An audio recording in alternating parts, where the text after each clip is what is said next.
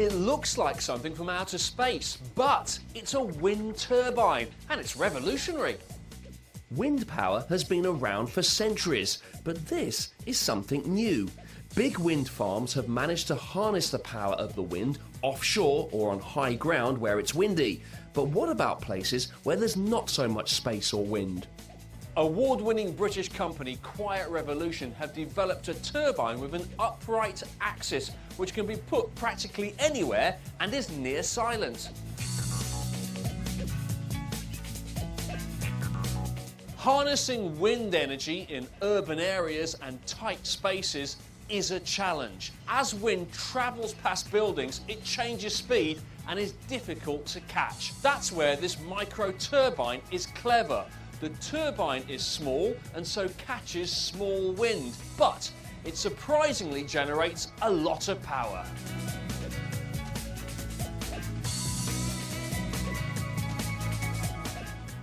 And all that energy can be used on site. So it's good for the environment and it saves money. Plus, I think it looks like a work of art. I wouldn't mind one in my back garden. The sun is another important source of renewable energy. Solar Sentry is a leading solar energy company.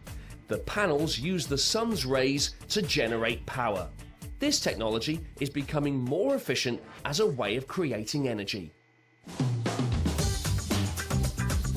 Behind me is the incredible Olympic Park, where much of the action will take place during London's Olympic Games. This whole park has been designed to be the greenest Olympic park in the history of the Olympic Games. Protecting and preserving the environment has been a priority during the planning, construction and building stages. The legacy of this environmentally friendly park will last for a very long time. David Stubbs is Head of Environment and Sustainability for LOCOG, the Olympic organisers. This is really impressive. What was here before? Polluted rivers, contaminated land, broken down factories. There were a few small industries here, but largely speaking, it was a vast area of emptiness.